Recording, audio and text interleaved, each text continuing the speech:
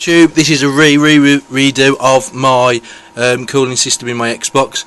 As on previous videos you saw, I had blue LED fans that were off a laptop cooling drive, laptop cooling table. Unfortunately, I've learned that these aren't adequate to cope with the heats that the Xbox produces. So where I went from two fans, which was one was on the GPU and one was on the CPU, I have now changed that. So I've still got one on the CPU, but I have actually got a internal PC fan, so it should be able to deal with the temperatures a lot better than the fan I had before. It just literally burnt out. Wiring off the fan is still the same. It comes off the power supply to the actual main Xbox fan. Like I've said before, some people are splicing them off the power supply from the DVD drive, which is just giving you a constant 12 volt speed, which if you're happy with is fine, but your fans will be going full RPM and still be quite noisy.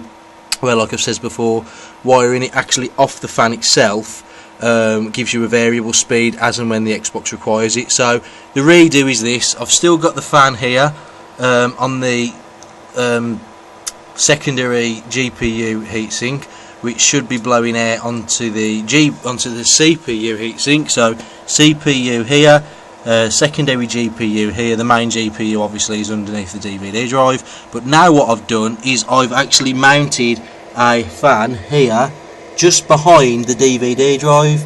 The reason is for this is these vents here, it should suck air in and then blow air all underneath here, keeping the GPU even more cooler, where this one here will obviously, like I said before, blow under the GPU secondary heatsink straight into the main CPU heatsink and then exhaust out the back.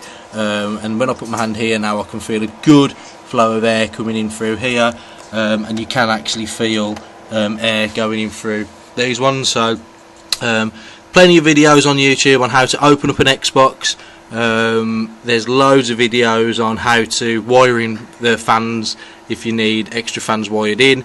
It is really easy if you've got basic concept of PC wiring or any basic electricals. You'll know that the two separate colours, you'll have black, and then on the Xbox fan you've got two black and then a red and a white. So obviously off these fans you'd wire the black to the secondary colour that you have on the fan. Really easy. Took me about 20 minutes to get it all going. The Xbox hasn't gone up to its third stage of fan speed. It's hit 1 and 2. 1 when the Xbox is in standby, downloading when you've turned it off, or charging the controller. It doesn't go any higher than 3 really when playing a game, and I haven't heard it on its max since I've done it. I do assume it will go up to its max if I was to watch a DVD, just because that the fans go into like quiet mode while that's running, but I don't think for any reason they would go on there, or they'd be ramped up to their top speed as long as they would normally.